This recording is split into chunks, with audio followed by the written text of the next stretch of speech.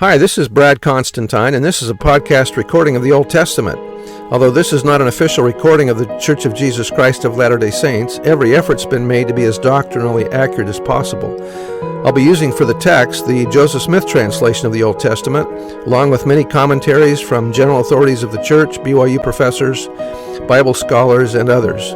This format will be very detailed, and so if you want a deep analysis of the Old Testament, you come to the right place. Thanks for your attendance.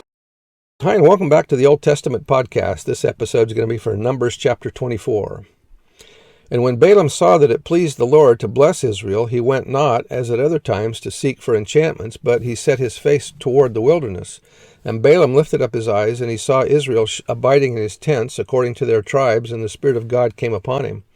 And he took up his parable, or figurative discourse, and said, Balaam the son of Beor hath said, and the man whose eyes are open hath said, He hath said, which heard the words of God, which saw the vision of the Almighty, falling into a trance, but having his eyes open. How goodly are thy tents, O Jacob, and thy tabernacles, or dwellings, O Israel!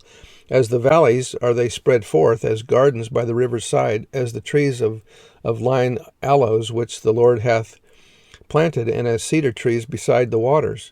He shall pour the water out of his buckets, or in the Hebrew, water shall flow from his branches, and his seed shall be in many waters, and his king shall be higher than Agag, i.e. the Amalekites, and his kingdom shall be exalted. God brought him forth out of Egypt. He hath as it were the strength of a unicorn. Remember, that means ox. He shall eat up the nations his enemies, and shall break their bones, and pierce them through with his arrows. He couched, he lay down as a lion, and as a great lion, who shall stir him up? Blessed is he that blessed thee, and cursed is he that curseth thee. So he's doing kind of sounds like the Abrahamic covenant there, doesn't it?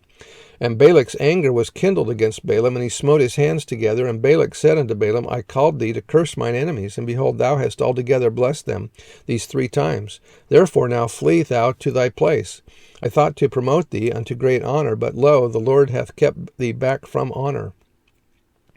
And Balaam said unto Balak, Spake I not also to thy messengers, which thou sentest unto me, saying, If Balak would give me his house full of silver and gold, I cannot go beyond the commandment of the Lord, to do either good or bad of mine own mind. But what the Lord saith, that will I speak. And now, behold, I go unto my people. Come therefore, and I will advertise, or tell thee, what this people shall do to thy people in the latter days. And he took up his parable, and said, Balaam the son of Beor hath said, and the man whose eyes are open hath said, He hath said, which heard the words of God, and knew the knowledge of the Most High, which saw the vision of the Almighty, falling into a trance, but having his eyes open. I shall see him, but not now.